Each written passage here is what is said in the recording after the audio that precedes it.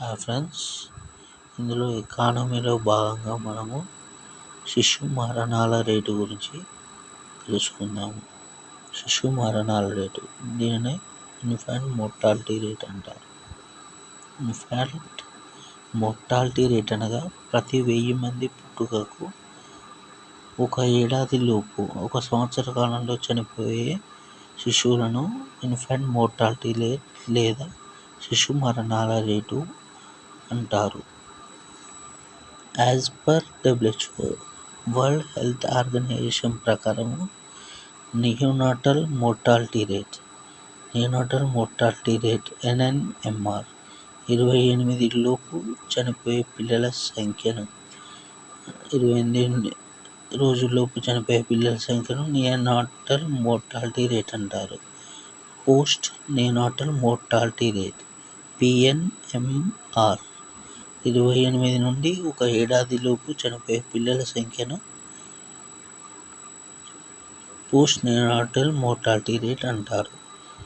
ఈ 28 రోజుల్లోపు చనిపోయే పిల్లల సంఖ్యలో ఇంకో 2 భాగాలు ఉంటాయి. అవి 0 నుండి 7 రోజుల్లోపు చనిపోయే పిల్లల సంఖ్యను ఎర్లీ నియోనాటల్ మోర్టాలిటీ రేట్ అంటారు. లేట్ నియోనాటల్ మోర్టాలిటీ రేట్ 7 నుండి 28 రోజుల్లోపు చనిపోయే పిల్లల సంఖ్యను లేట్ నియోనాటల్ మోర్టాలిటీ రేట్ అంటారు.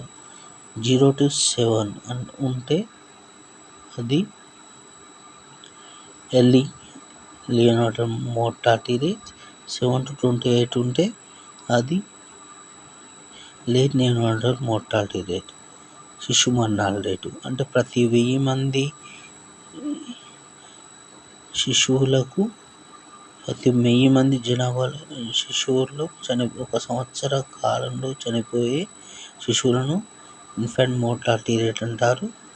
దేశంలో శిశు మరణాల రేటులో 5 ఏళ్లలో 9 పాయింట్ల మేర తగ్గినట్లు శాంపిల్ రిజిస్ట్రేషన్ సిస్టమ్ 2020న వెల్లడించింది. శాంపిల్ రిజిస్ట్రేషన్ సిస్టమ్ అనేది దేశంలో 9 పాయింట్లు తగ్గినట్టు, అంటే 9 రేట్ అనేది 9% తగ్గింది.